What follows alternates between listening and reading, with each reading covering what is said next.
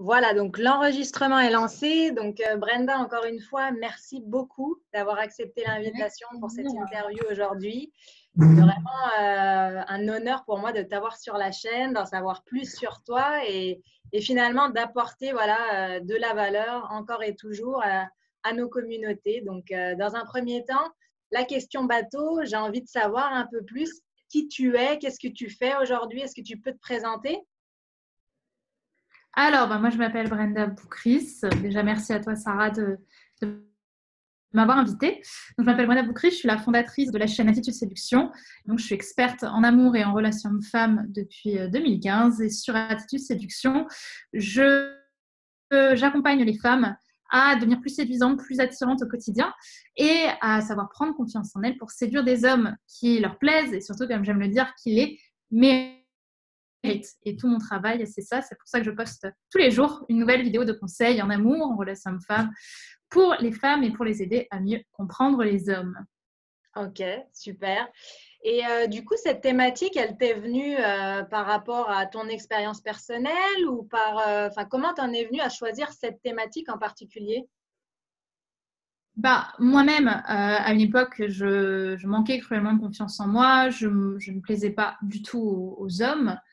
Et c'est lorsque mon premier copain, lorsque j'avais même pas 20 ans, m'a quittée en me disant arrête d'être aussi oppressante, trouve un sens à ta vie, fais des choses, que j'ai décidé de prendre ma vie déjà de base globale en main. Et donc, je cherchais un stage dans le monde audiovisuel. Et c'est comme ça parce que j'étais dans l'audiovisuel à l'époque, et c'est comme ça que je suis entrée dans une boîte de coaching en amour. J'ai mis un premier pied dans le coaching en séduction pour les hommes, et que quelques années plus tard, j'ai décidé de créer ma propre structure parce que j'avais pris confiance en moi, j'avais compris que la confiance en soi s'apprenait, que le charisme, la séduction au féminin s'apprenait. J'ai vu une différence dans ma vie personnelle et je me suis dit, il faut absolument que je puisse partager ça à d'autres femmes. Et c'est comme ça qu'à la base, la petite chaîne Attitude Séduction est née. D'accord, super. Et donc, cette formation, si j'ai bien compris, que tu as suivie, c'était quelque chose, c'était quoi, une école? C'était quoi? J'ai pas bien compris.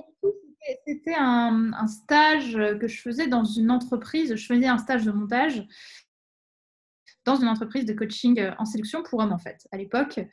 Ah oui, Et j'ai travaillé comme monteuse, premièrement, pour eux. Et puis, en regardant les vidéos, les formations que cette entreprise créait, et en suivant les conseils, en fait, j'ai compris que ça s'apprenait, ces choses-là. Et c'est comme ça que, du coup, j'ai eu le déclic, que j'ai pris un petit peu ma vie en main voilà, et que j'en suis là aujourd'hui. super, ok. Et donc, depuis 2015, tu disais, donc finalement, entre 2015 et 2020, si on remonte un petit peu le temps, est-ce que ça a été simple? Est-ce que ça a roulé ou il y a eu des phases hautes, des phases basses? Au niveau entrepreneurial, non, créer une boîte, c'est loin d'être simple. Au contraire, si c'était simple, tout le monde le ferait. La confiance en soi aussi, hein, c'est un yo-yo, comme j'aime le dire au début. On pense avoir compris la solution, sauf qu'en fait, il n'y a pas de solution. Quelques années plus tard, tu te prends une claque. Non, la confiance en soi, c'est pas et l'entrepreneuriat, ça vend du rêve comme ça parce que tu as l'impression que tu es libre, mais en réalité c'est tout un travail sur soi. Mm. Le mot entreprise, déjà de base, si on regarde l'étymologie, c'est passer de la passivité à l'action. Et en fait, le mot entreprise, tu peux l'adapter autant d'un point de vue personnel que d'un point de vue professionnel. Donc en fait, à chaque fois, le cœur du métier, le cœur de la confiance en soi, c'est les actes. C'est réussir à définir ce qui nous fait vibrer et mettre en action des choses qui généralement nous font peur pour atteindre des objectifs. Ouais, totalement, ouais, totalement. Et c'est assez marrant parce que ouais, tu parles toujours de confiance en soi et entrepreneuriat ensemble. Ça veut dire que pour toi, c'est vraiment lié, quoi. L'un ne va pas sans l'autre, j'imagine.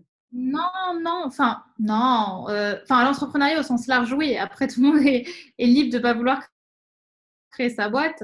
Mais le fait d'avoir confiance en soi, pour moi, c'est d'avoir de la cohérence entre ses pensées, ses paroles et ses actes. Mm. C'est-à-dire que ce que tu penses, tu le dis, et ce que tu dis, tu le fais.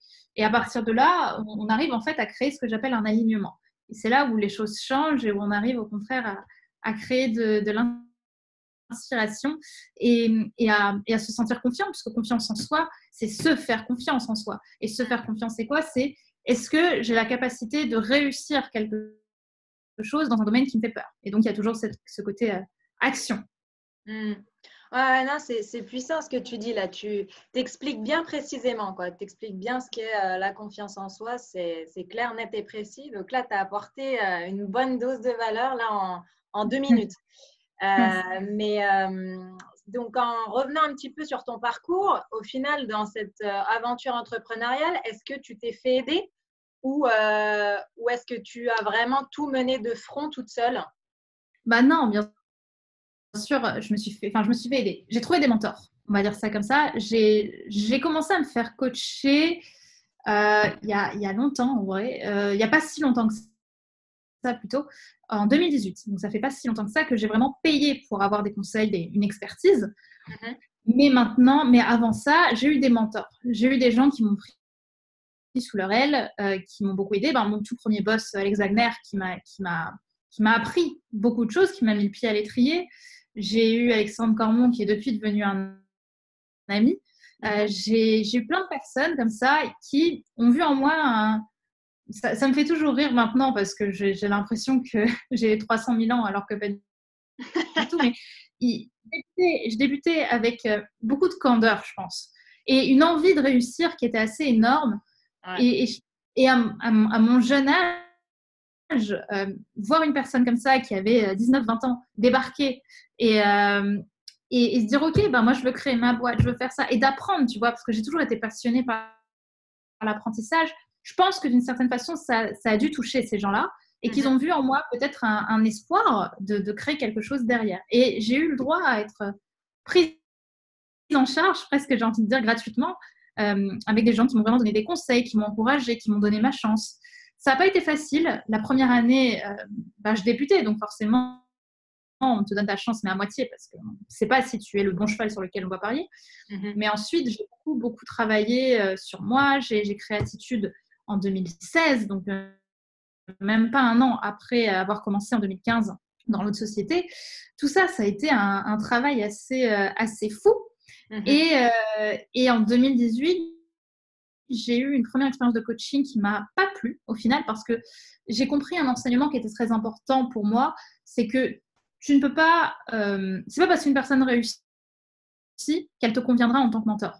C'est-à-dire que je vais évidemment pas citer de nom, je veux pas porter à faux qui que ce soit, mais ou même détériorer l'image de qui que ce soit, mais j'ai eu des expériences avec des gens qui avaient beaucoup réussi et qui pour autant ne me convenaient pas d'un point de vue émotionnel, avec qui je ne matchais pas. En fait. Et c'est là où j'ai compris avec le temps qu'il fallait réussir à connecter avec des personnes qui nous correspondent et que la réussite financière ou la réussite, la reconnaissance ne vient pas juste d'une personne qui a réussi. Elle va venir aussi d'un feeling que tu vas avoir, d'une façon, d'une vision en fait. Et il faut être coaché par une personne qui a la même vision que toi. Déjà à la base, et avec qui tu as une attache émotionnelle. Sinon, pour moi, ça n'a pas de sens. J'ai vraiment trouvé des gens qui aujourd'hui m'inspirent beaucoup plus. Mais c'est vrai qu'au début, quand je ne me sentais pas connectée à mon premier coach, ça a été compliqué parce que je pensais que le problème venait de moi, alors que le problème venait simplement d'un feeling qui n'existait pas. Ouais, totalement. Moi, je me suis rendu compte exactement de la même chose. C'est vrai qu'au début, quand on commence, on est tout feu, tout flamme. On se dit, OK, on entend toute la journée, oui, faut s'adresser aux personnes qui ont déjà fait les choses auxquelles vous aspirez, etc., sans forcément, en effet, faire de lien sur les valeurs communes, etc. Et c'est vrai que je me suis retrouvée un peu dans le même schéma que toi. Et c'est avec les années que j'ai pris conscience vraiment que finalement, investir son argent, c'est bien, mais autant l'investir au bon endroit, quoi, chez la bonne personne. OK, super. Et du coup, tu parlais tu as commencé donc à 19-20 ans, mais tu as quel âge aujourd'hui? J'ai 23 ans. Ah ouais! Ah oui, quand même, 23 ans. Mais alors attends, si je reviens en arrière du coup à 19-20 ans, Est-ce que tu nous as dit pourquoi tu as voulu te lancer comme ça dans l'entrepreneuriat? C'était simplement ce que tu nous as dit par rapport à ta rupture amoureuse ou Non, c'était que tu avais non, quand même ah non, une l'entrepreneuriat. entrepreneuriale? En fait, je suis rentrée dans ma première société de coaching à 18 ans. Et à la base, j'avais créé Attitude sans un intérêt pécunier, en fait. À la base, c'était vraiment pour m'amuser, pour aider les gens, pour tout simplement partager ce que moi j'apprenais.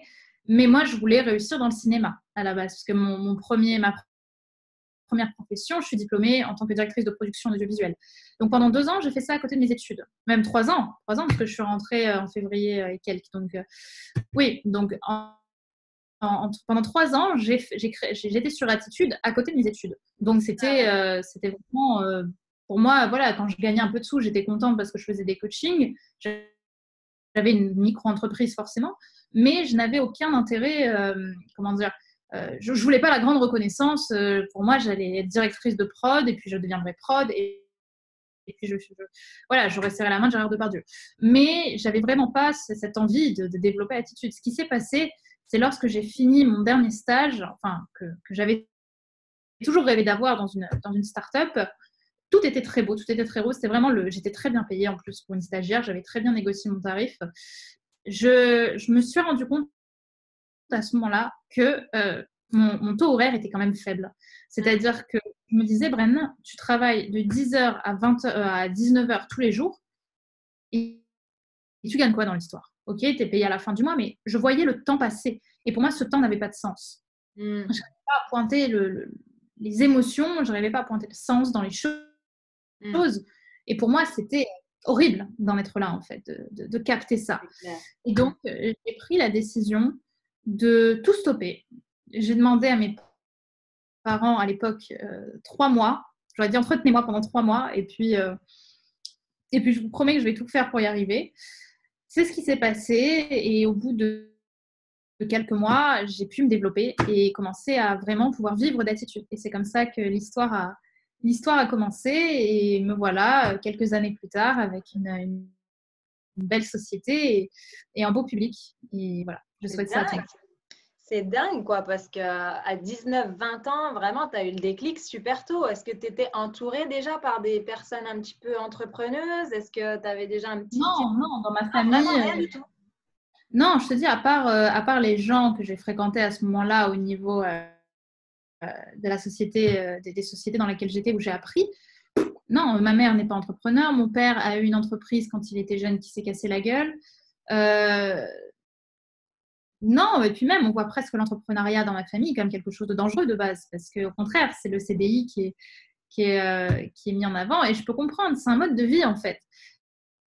Et moi, je me suis toujours sentie un peu différente, dans le sens où j'ai toujours une vision des choses qui allaient pas dans le sens du vent. Ça, c'est vrai, c'est quelque chose que j'ai de naissance. J'ai voulu me cloner aux gens, mais le fait était que j'étais différente. Déjà, dans ma famille, je suis la plus jeune. Ma mère m'a eu à 42 ans, donc elle m'a eu très tard, ce qui fait que j'ai un décalage avec mes cousins qui est important. Quand j'avais 3 ans, ils en avaient 20. Et j'ai toujours voulu comprendre, j'ai toujours voulu m'intéresser à leurs conversations, alors que, bon, à 4 ans, tu ne peux pas apprendre la vie comme à 20 ans. Et du coup, j'ai eu ce besoin de me démarquer très vite. Et après, j'ai voulu redevenir normale parce que je me suis rendu compte que c'était dangereux tout ça. J'ai eu du harcèlement scolaire pendant des années. Ça a été compliqué. Je travaillais beaucoup. Je n'avais pas forcément des bons résultats à l'école. Enfin, j'avais des bons résultats, mais je travaillais énormément pour avoir un 14 ou un 13. Ça me paraissait un peu injuste. J'ai l'impression d'être un peu bête. Alors qu'au final, ton intelligence se développe juste différemment. Ouais, non, mais c'est clair. OK.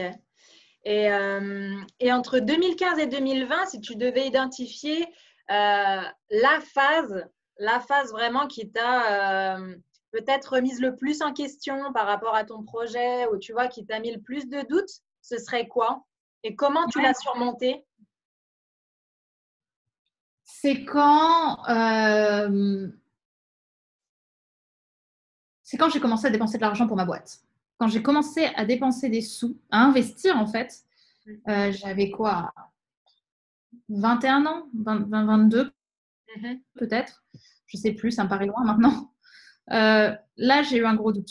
parce que je me suis dit, mon Dieu, Bren, est-ce que tu vas rentabiliser tout ça? Parce que j'ai commencé à investir, comme je t'ai dit, dans des coachings qui coûtaient très cher.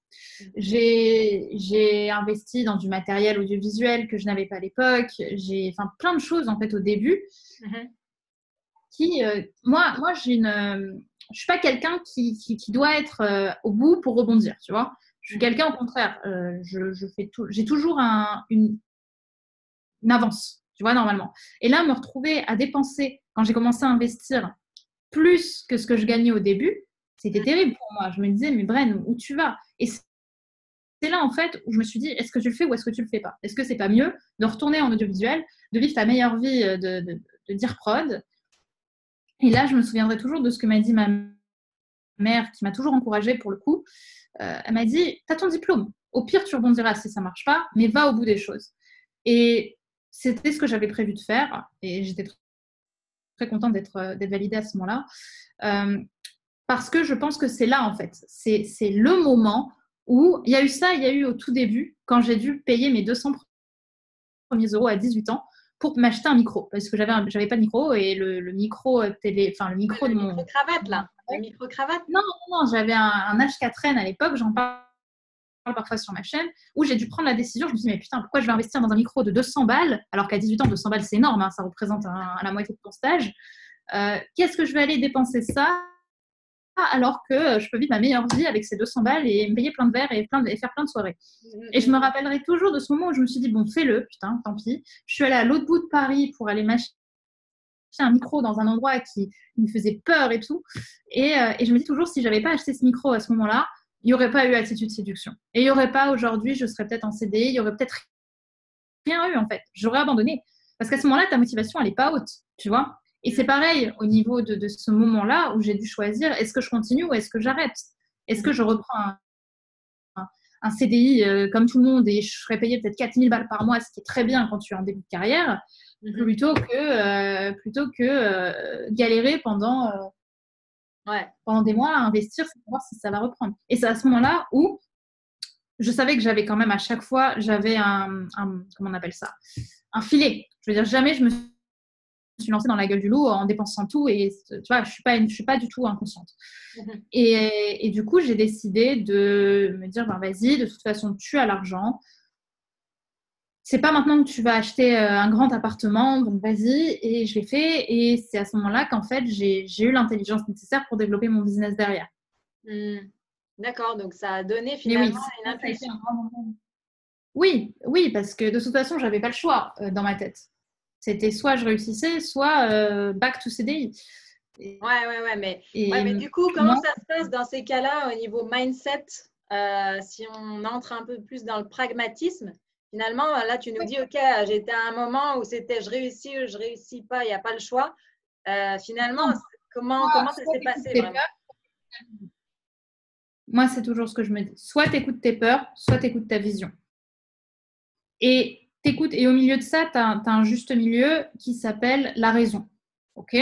C'est-à-dire que soit tu écoutes tes peurs et tu down, soit tu écoutes ta vision et tu up. Au milieu, tu as la raison. La raison, c'est est-ce que c'est cohérent? Est-ce que c'est légitime? Est-ce que ça ne me met pas en danger d'écouter ma vision? Ou est-ce que ça ne me met pas en danger d'écouter mes peurs? Et à ce moment-là, tu trouves ton équilibre. Et moi, comme je te dis, j'ai jamais pris de risque insensé. Pardon.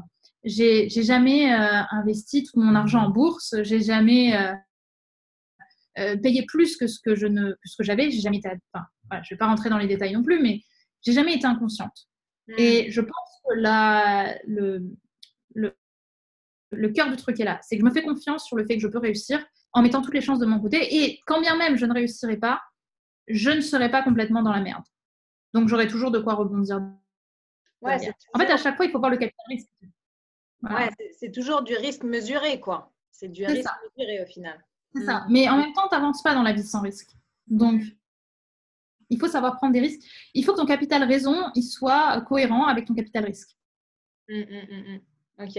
Et donc, quand on t'écoute, ça a l'air plutôt simple tout ça. Est-ce que tu as quand même eu des moments où tu as dû te rendre compte que tu avais peut-être des blocages ou quoi qui justement t'empêchaient peut-être que tu croyais suivre ta vision, mais au final, tu étais encore trop dans la raison ou tu vois, ou au final, tu avais quand même une partie de peur qui te retenait un peu? Tu vois, est-ce qu'il y a eu des phases comme ça ou ça a toujours été fluide? Ok, je suis ma vision avec un capital Non, j'ai toujours- enfin, flexibilité.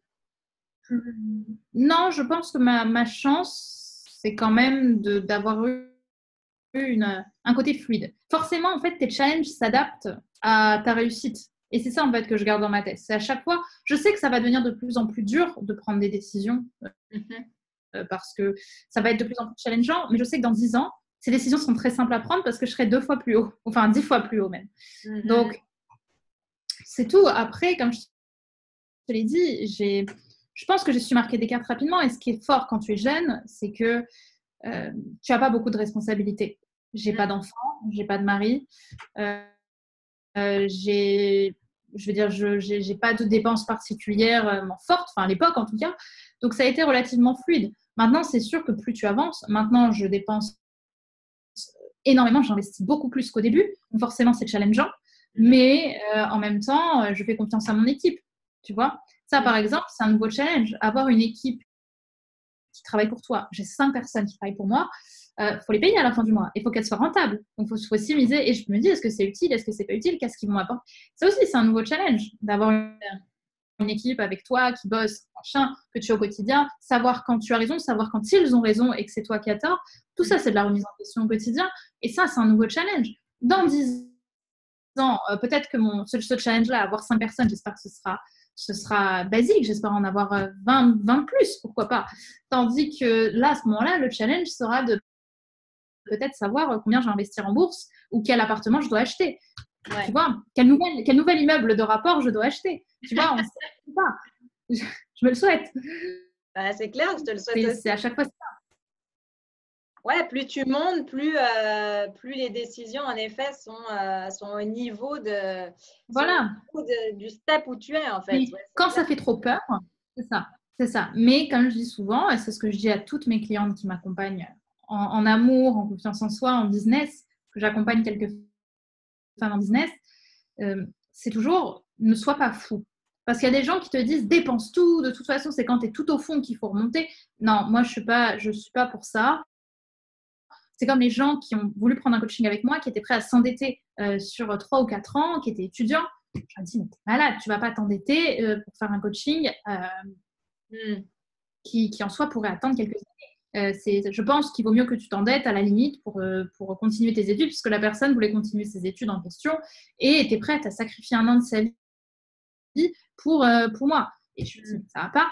Et tu vois, ça pour moi, c'est inconscient. Le capital raison, il n'est pas bon. Et de base, de toute façon, une personne qui prend trop de risques, ça va jouer sur son équilibre et c'est pas une personne qui est coachable. Donc voilà, c'est mon point de vue. Et au niveau de ton développement perso, tu vois, juste toi, au niveau de ton développement perso, est-ce que est-ce que tu as investi ou lu des livres particuliers par rapport à ça parce qu'on dit que en fait le niveau de ton développement perso va définir le niveau finalement de ton business ou de ton entreprise, tu vois, l'évolution. Est-ce que ça, tu es d'accord ou pas? Alors, j'ai fait des formations, hein, oui, j'ai investi sur moi, mais je suis pas d'accord sur le fait que ce soit obligatoire, dans le sens où on commence tous quelque part, et certes, il faut apprendre, mais je pense pas que parce que tu vas investir X argent, tu vas avoir un retour de X, comment dire, mental en fait. Ouais. Tu vois, je pense que ce qui Ouais. peut le plus aider, ce qui peut le plus inspirer, ce sont les rencontres et les décisions que tu prends. L'expérience, en fait. L'expérience, c'est le meilleur coach qui soit, pour moi. C'est ce qui te permet de rebondir et ce sont les rencontres. Les gens que tu vas rencontrer qui vont t'inspirer. Moi, j'ai la chance d'avoir des gens très inspirants, forcément avec le réseau que je me suis fait. J'ai des mentors qui ont 40, 50 ans. J'ai des très bons amis qui ont la soixantaine. J'ai des très bons amis qui ont 18 ans aussi. Et j'ai mes potes de toujours avec qui je bois des bières et je pars en soirée qui ont mon âge. Tu vois, et j'ai une richesse en fait de réseau qui est très grande. Et ça pour moi, ça vaut plus que payer 100 000 balles des formations. Ouais. Pour moi, c'est clair. Ok. Ouais. Ouais, t'es plus dans le terre-à-terre et le pragmatisme aussi, toi, j'ai l'impression. Ok. Et au niveau du coup de tes mentors, justement, si tu devais en citer un, si tu devais citer un mentor et un livre qui ont changé ta vie, tu dirais qui? Ah, vivant ou mort? Enfin, vivant ou on s'en fout? Vivant, vivant. Vivant, je vais te répondre Alex Cormon. C'est une personne qui aurait pu ne pas m'aider parce qu'on est dans la même niche, on a à peu près le même business, mais c'est une personne qui est profondément bienveillante, qui est au stade où j'espère être dans quelques années et qui, malgré sa réussite, trouve toujours le temps. Et pour moi, c'est quelque chose de très, très beau. Et comme je lui ai toujours dit, moi, par exemple, je lui ai ramené des clients en business ou autre. Et il est très gentil parce que chaque fois, il me dit, tu pourrais être mon Mac. En rigolant, tu vois. Et j'ai dit, oui, mais en fait, je te rends ce que tu me donnes ou ce que tu m'as donné. Tous ses apprentissages, tout ce qu'il sait, toute son expérience, il la met au service de tous les gens qui l'estiment bienveillant. Et ça, pour moi, c'est important. J'espère que quand j'aurai sa réussite, à ma façon, évidemment, le but, c'est pas de faire du Alex, mais quand j'aurai sa réussite, j'espère que je serai au moins aussi humaine que lui. Et je me le souhaite. Parce que quand tu commences, ça, c'est aussi un challenge. Quand tu commences à gagner beaucoup d'argent, tu peux vite passer de l'autre côté. Tu peux vite commencer à te croire tout permis ou tout puissant, que ce soit d'ailleurs dans l'argent ou dans la confiance en soi. Moi, ça a surtout été le cas quand j'ai commencé à prendre confiance en moi, quand j'ai perdu 17 kilos en 6 mois, quand j'avais 18 ans. Je suis passée d'une taille 42 à une taille 36, que les mecs me regardaient pas, tous les mecs me regardent. Ouais, je commençais à péter plus haut que mon cul. Et j'ai dû me mettre une baffe à un moment. Enfin, la vie m'a mis une baffe d'ailleurs, c'est pas forcément que moi, pour me dire, hé, redescends, t'es personne. Et aujourd'hui, c'est ce que j'apprends de façon un peu challengeante aux petits jeunes aux petits jeunes, encore une fois, on dirait que j'en ai 50, mais aux jeunes qui débutent et moi je le vois parce que je suis quelqu'un de très clairvoyant, je capte très vite les gens. Et quand je vois les jeunes qui, voilà, moi j'ai fait tant, et qui se sentent un peu au-dessus, d'ailleurs les jeunes ou les vieux, aussi, ou les plus âgés, j'ai toujours ce petit sourire en coin parce que je pense capter un peu par quoi ils passent. Et je me dis, ah là là, ça promet tout ça. Ah là là, une petite vague va arriver, pas tarder. Non, parce qu'en vrai, je leur souhaite pas. Je leur souhaite pas. Si, ils sont heureux. Moi, je suis pour la joie. Et à partir du moment où une personne est heureuse et qu'elle fait de mal à personne, qu'elle y aille. Par contre, quand une personne commence à parler un peu trop fort et qu'elle commence surtout à dénigrer les autres, là, j'interviens. Non, c'est clair. Ok. Et ouais, Alex Cormon, et un livre? Est-ce que tu auras un livre à conseiller? Un livre en business ou en mindset, eh ben, il y en a plein. En vrai, il y en a plein. Si je devais en citer qu'un, pour être sincère avec toi, je lis très peu. Je sais que ça étonne beaucoup à chaque fois que je dis ça, mais je lis très très peu. Un livre qui m'a marqué, qui est plus un livre sur l'inspiration qu'un livre qui va t'apprendre à être riche, hein, c'est Une vie de Simone Veil. Une vie de Simone Veil, qui est son autobiographie, hein, qui est un livre qui te met là, hein, comme d'hab, mais qui montre, en fait, ce que j'aime dans ce livre, c'est tout le côté sous-jacent, c'est-à-dire comment rebondir quand on n'a plus rien, la force de vivre, tu vois. Ça, pour moi, c'est quand tu vois par tout ce qu'elle a traversé quand elle était très jeune, ce qu'elle a traversé dans la politique, comment elle a fini sa vie de façon. Enfin, la fin de son livre est incroyable, sa dernière ligne, et je trouve que c'est la force de vivre.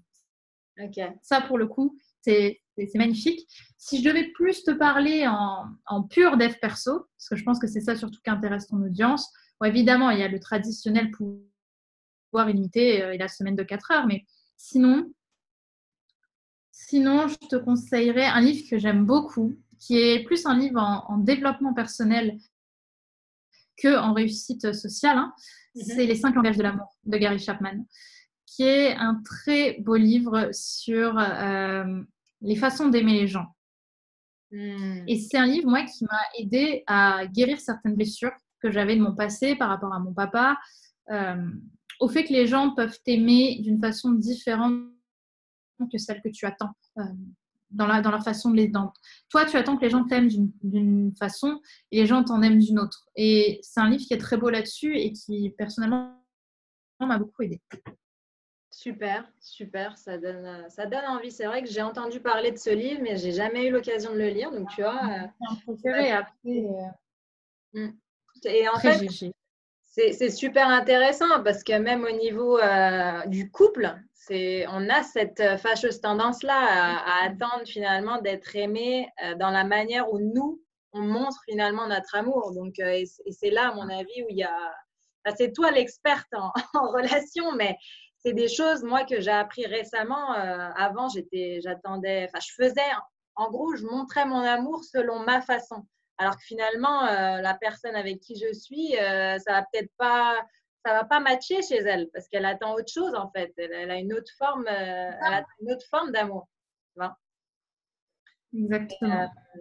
Top. Bah écoute, pour finir cette interview, aujourd'hui, voilà, Attitude Séduction, quels sont les objectifs, quels sont tes projets là à l'heure actuelle, quels sont les nouveaux challenges, où est-ce qu'on peut te retrouver? Alors, on va commencer par le début. Vous pouvez me retrouver sur ma chaîne YouTube et sur ma société de façon générale, Attitude Séduction, sur mon Instagram Attitude Séduction ou sur les sites attitudeséduction.com, www.attitudeséduction.com, où voilà, je réponds à un maximum de commentaires. J'essaie vraiment d'être proche de mon audience. Ensuite, les objectifs, bah écoute, on va aller, on va taper très haut cette année, on l'espère. On fait beaucoup de choses, on investit beaucoup. J'ai une très belle équipe. On va essayer de monter l'équipe encore plus et surtout pouvoir gâter mes proches encore plus et pouvoir impacter le plus de monde possible. Top. Bah, écoute, voilà. On va finir sur ce teaser. On va finir sur ce teaser en attendant de voir plus précisément tout ça. En attendant, moi, je te remercie encore une nouvelle fois pour cette interview. C'était vraiment cool. Tu as mis du punch, du naturel. C'est tout ce que j'aime. Donc, franchement, encore bravo pour ton parcours. Et écoute, j'ai plus qu'à te souhaiter vraiment encore une belle continuation. Tu n'es qu'au début, quoi. Tu es jeune. Moi, j'ai 27 ans, quoi. Tu viens de me mettre une baffe.